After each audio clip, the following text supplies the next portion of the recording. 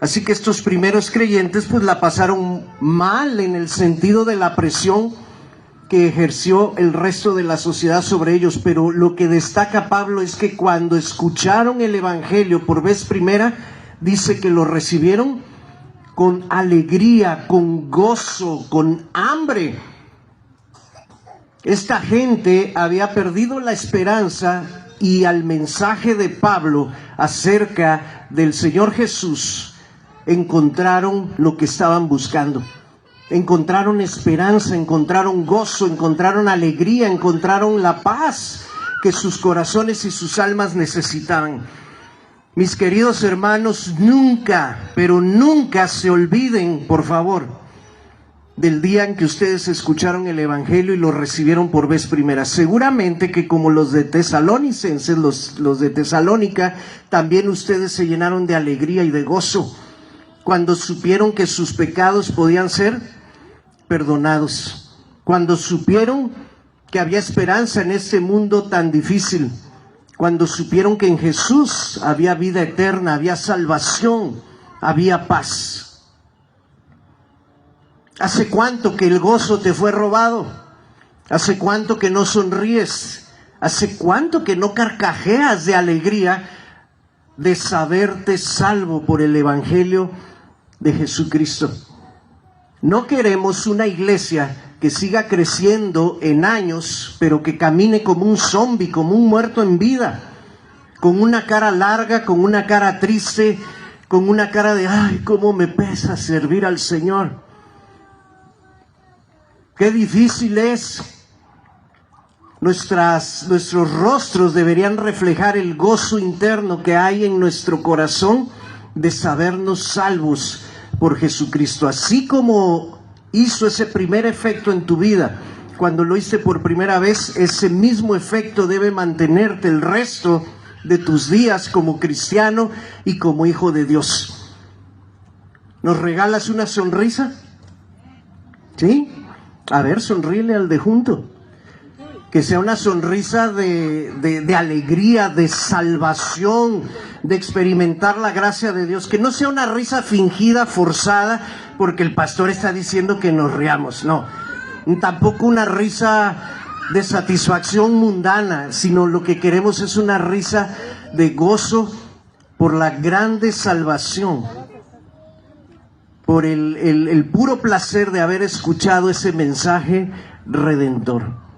Ahora, fíjense que en la introducción que Pablo hace en la carta también menciona que los tesalonicenses no solo se quedaron con el gozo de haber recibido el evangelio, sino que permitieron que ese evangelio los fuera transformando. Todos nosotros cuando venimos a Cristo venimos con una cola bien larga, ¿sí o no?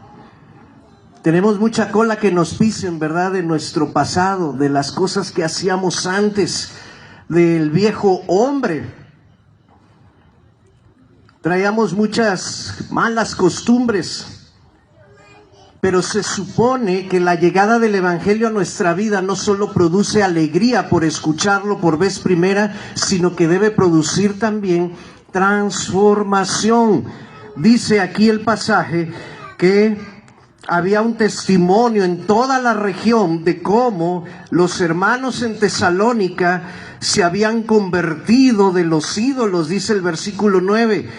Las personas alrededor no dejan de hablar de la maravillosa bienvenida que ustedes nos dieron y de cómo se apartaron de los ídolos para servir al Dios vivo y verdadero.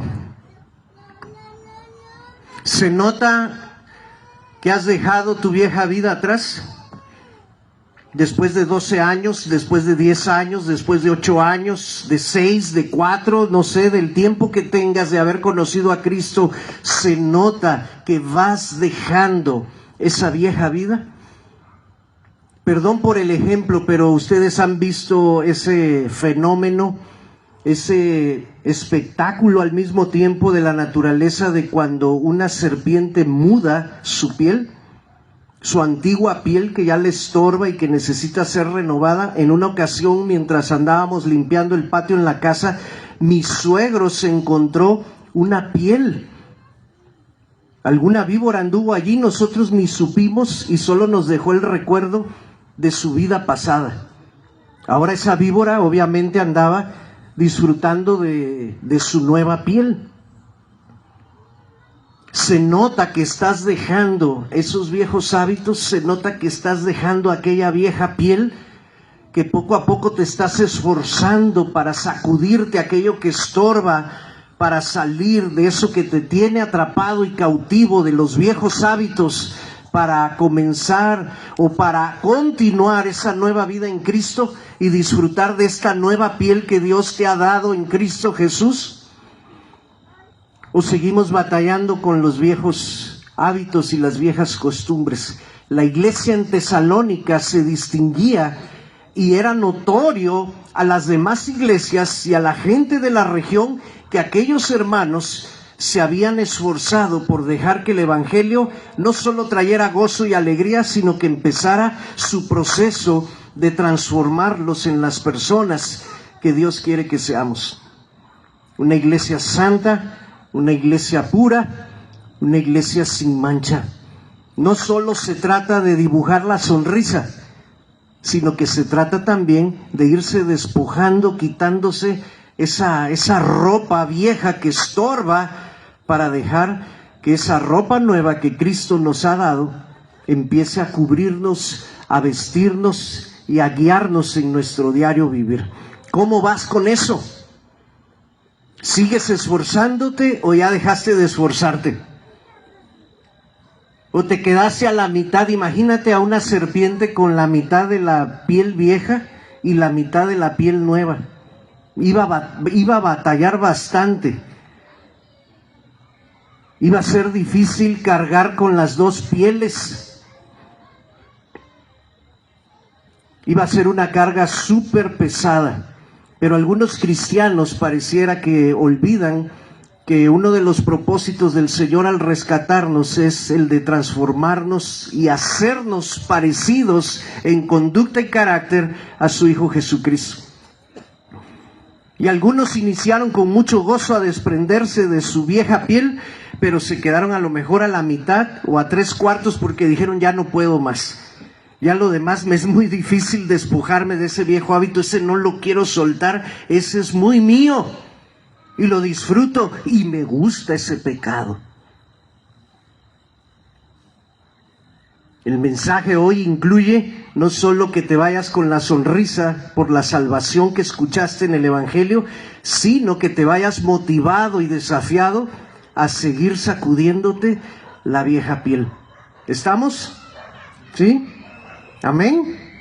Muy bien. Tercero, dice Pablo que esta iglesia hizo que el evangelio que ellos recibieron se empezara a difundir por las regiones de Macedonia y de Acaya, que eran también provincias de la antigua Grecia, y aún, dice, más allá de las fronteras de Grecia. ¿Qué quiere decir esto? Quiere decir que la iglesia en Tesalónica asumió su responsabilidad, no solo de recibir el evangelio, no solo de que el evangelio los transformara, sino también sabían que eran responsables de difundir el evangelio a todas las regiones a su alrededor.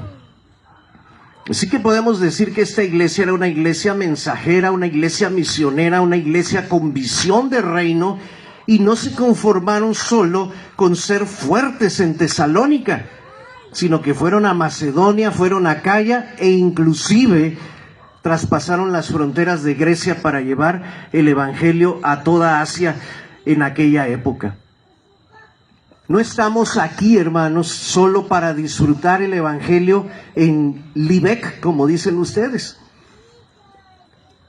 No solo estamos aquí para disfrutar del evangelio en este hermoso patio y decir, bueno, ya somos un buen número nosotros, vamos a pararle hasta ahí, hasta aquí nos quedamos. Como alguna vez escuché en alguna congregación que dijeron, ¿para qué queremos crecer si ya con los que somos, pues ya estamos bien, ya nos conocemos, nos llevamos chévere? ¿Para qué traemos más gente que nos echa a perder nuestra coinonía tan hermosa que tenemos nosotros? Bueno, estos hermanos estaban equivocados porque estaban pensando de manera pero muy egoísta. El evangelio es para ser compartido, es para ser difundido, y en esa parte, en esa tarea y en esa misión ejerces un rol muy importante cada uno de ustedes.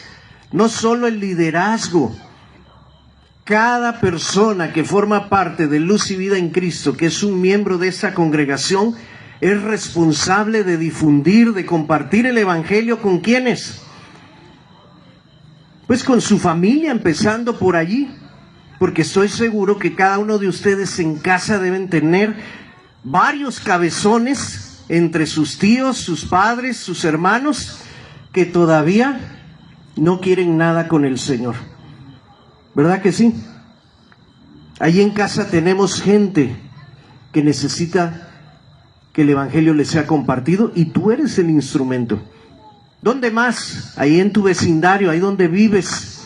Si echas un vistazo un día y recorres tu colonia, vas a encontrar que hay mucha necesidad. Quizás vas a encontrar algunos vecinos ahí al lado de tu casa que se están emborrachando, que disfrutan de estar escuchando música con volumen muy alto, pero música que no edifica, música que no habla nada acerca de Dios.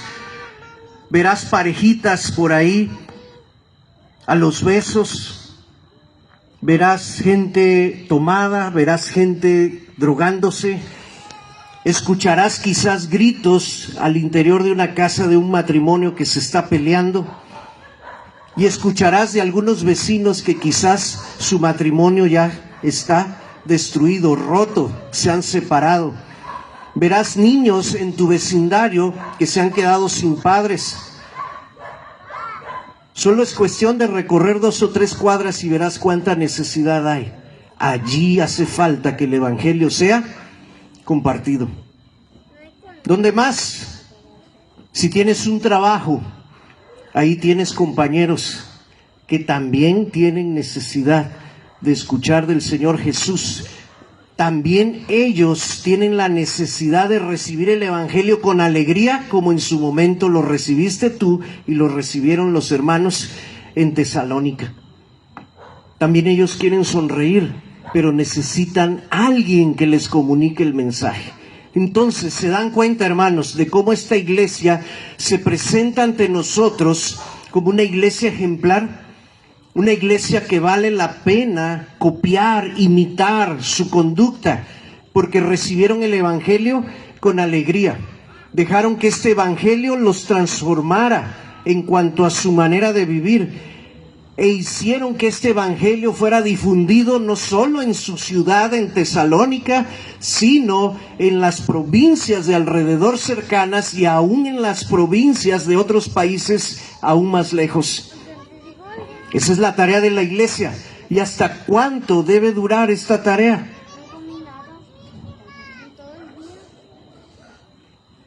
¿Será que para el año 15 podamos parar ya de esto y nos dedicamos ya a descansar? ¿O para el año 20? ¿Hasta cuándo? Dice Pablo en el verso 10, también los hermanos comentan cómo ustedes se mantienen a la expectativa, con mucho entusiasmo y con ansias, esperando la venida desde el cielo del Hijo de Dios, Jesús, a quien Dios levantó de los muertos. Él es quien nos rescató de los horrores del juicio venidero. Entonces, ¿hasta cuándo se acaba esta misión? Dígalo fuerte.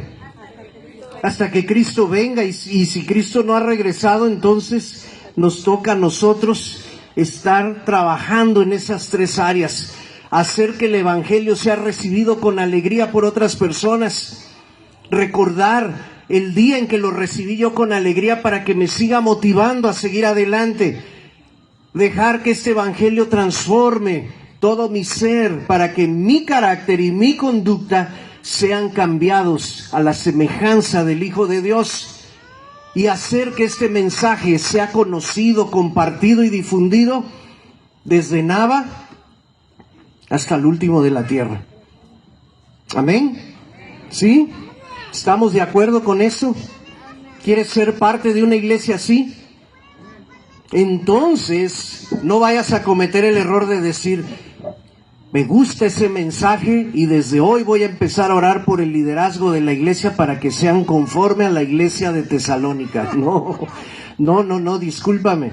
No te estoy pidiendo que ores por el liderazgo, te estoy pidiendo que si tú eres Libec, ores por ti y que tú mismo digas, Señor, aquí estoy, úsame, yo soy luz y vida en Cristo y quiero ser parte de esta iglesia ejemplar como la de Tesalónica. Transfórmanos a todos, únenos en un mismo sentir para que busquemos esta perfección tomados de tu mano.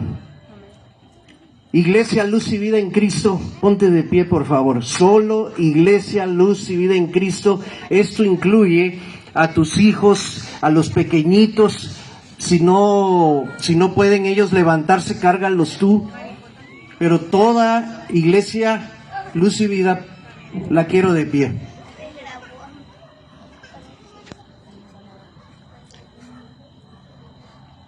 Absalón, tú que estás en aquel costado, en el lado izquierdo, en relación conmigo, ponte de pie, volteando hacia allá, hacia la iglesia, con tus brazos en alto y bendice esa parte de esa congregación.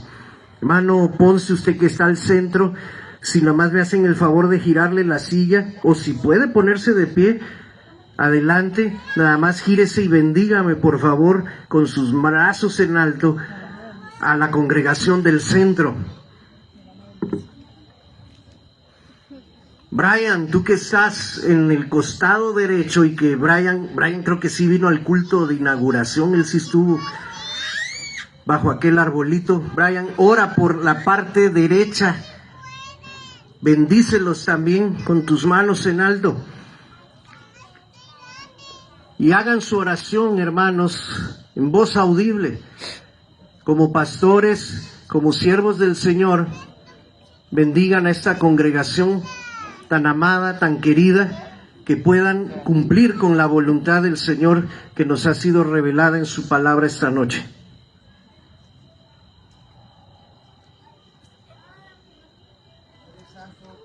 Muchas gracias porque tú has sido bueno, porque grande es tu misericordia y lo hemos visto, Señor, en el transcurso de estos años. Tenemos la garantía de que tú has estado en la vida de cada